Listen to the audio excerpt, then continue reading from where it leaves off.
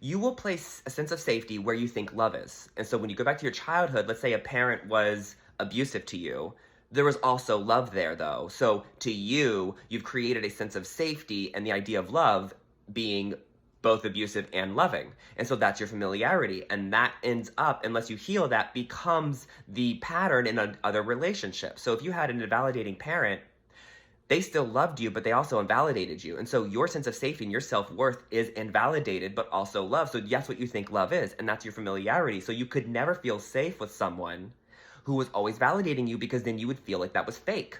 You would feel like that was a lie, and you'd be waiting for the other shoe to drop. Because your belief system is, I'm waiting for the invalidation to come, or whatever abuse it was, or whatever unloving thing it was. Being abandoned, being rejected, being misunderstood, not being accepted, being criticized, being shamed, being judged. Whatever it was that you felt in childhood, that became your nervous system familiarity. We would think, no, we all know love. Love never dies. So love is unconditional. So whenever you are having some kind of unloving thought, some fear, some rumination, looking for the other shoe to drop, kind of, I'm not sure if I can trust them, then you're not in a state of love. Because trust is not something to fear. So then you must not know true trust. You must not know real faith and true faith if there's fear involved. Because fear is the opposite.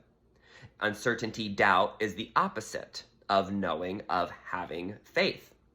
And so you want to understand is the ego will sort of narrate, find relationships, and whatever happened in your childhood, it will remain a victim. So it's going to then create relationships to find the perpetrator or the victimizer, the same experience you had as the parent, you're going to find it in a partner. And it's going to look like you're narrating the issue with these relationships as it's coming from outside of you. No, the partner's invalidating me. No, the partner is criticizing me and shaming me. No, the partner is abandoning me and rejecting me.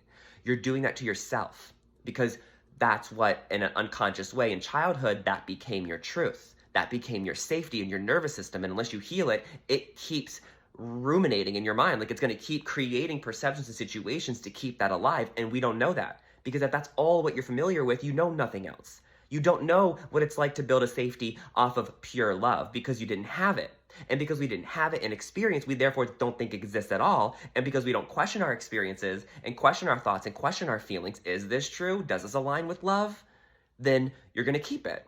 And so we unknowingly, unbeknownst to us, are unconsciously creating the same pattern that we had in childhood. So you always know when you're not in love, when you're upset.